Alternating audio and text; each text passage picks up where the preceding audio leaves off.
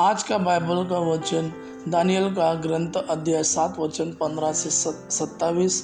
और आज का सुसमाचार सन लूकस के अनुसार अध्याय 21 वचन 34 से 36। दानियल का ग्रंथ अध्याय 7 वचन 15 से 27। मैं बहुत व्याकुल हो उठा और अपने मन के दृश्यों के कारण विस्मित हो गया। मैंने वहाँ उपस्थित लोगों में से एक के पास जाकर पूछा कि इन सब बातों का अर्थ क्या है, और उसने मुझे समझाते हुए कहा, ये 4 विशालकाय पशु 4 राज्य है जो पृथ्वी पर प्रकट होंगे, किंतु सर्वोच्च प्रभु के संतों को जो राजत्व दिया जाएगा वह अनंत काल तक बना रहेगा। तब मैंने जानना चाहा कि उससे उस चौथे पशु का अर्थ क्या है, जो सभी पहले पशुओं से भिन्न था, जो बहुत डरावना था, जो चबाता और खाता जाता था, और जो कुछ रह जाता उसे पैरों तले रौंदता था। मैंने उसके सिर के 10 सींगों के विषय में जानना चाहा, और उस अन्य सींग के विषय में भी, जिसके निकलने पर 3 सींग उखड़ गए, और उस सींग के विषय में जिसकी आंखें थी, जिसका एक डींग मारने वाला मुंह था, और जो दूसरे सींगों से अधिक बड़ा दिखता था। मैं देख ही रहा था कि वह सिंह संतों से युद्ध कर रहा था, और वही वृद्ध व्यक्ति के आने तक उन पर प्रबल हो रहा था। उसने सर्वोच्च प्रभु के संतों को न्याय दिलाया, और वह समय आया जब संतों ने राज्य पर अधिकार प्राप्त कर लिया। उसने मुझे उत्तर दिया, चौथा पशु पृथ्वी पर प्रकट होने वाला चौथा राज्य है। वह अन्य सब राज्यों से भिन्न होगा।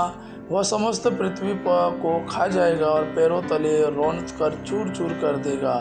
वे 10 सिंह इस राज्य के 10 राजा हैं। उनके बाद एक ऐसे राजा का उदय होगा जो पहले के राजाओं से भिन्न होगा, और 3 राजाओं को परास्त कर देगा।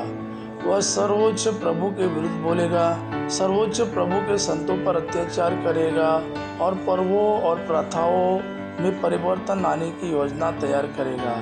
संत 3.5 वर्ष तक उसके हाथ में दिए जाएंगे। इसके बाद न्याय की कार्रवाई प्रारंभ होगी। राजत्व उससे छीन लिया जाएगा, और सदा के लिए उसका सर्वनाश किया जाएगा।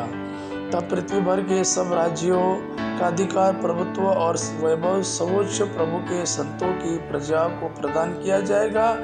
उसका राज्य सदा बना रहेगा, और सभी राष्ट्र उसकी सेवा करेंगे और उसके अधीन रहेंगे।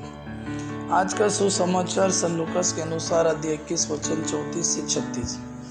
यीशु ने अपने शिष्यों से कहा, सावधान रहो, कहीं ऐसा न हो कि भोग विलास, नशे और इस संसार की चिंताओं से तुम्हारा मन कुंठित हो जाए, और वह दिन फंदे की तरह अचानक तुम पर आ गिरे, क्योंकि वह दिन समस्त पृथ्वी के सभी निवासियों पर आ पड़ेगा। इसलिए जागते रहो और सब समय प्रार्थना करते रहो, जिससे तुम इन सब आने वाले संकटों से बचने और भरोसे के साथ मानव पुत्र के सामने खड़ा होने योग्य बन जाओगे। यह प्रभु का वाणी है। प्रभु को धन्यवाद। आबा पिता के महिमा और पुत्र यीशु का प्रेम आप पर सदा सर्वदा बना रहे। आमीन।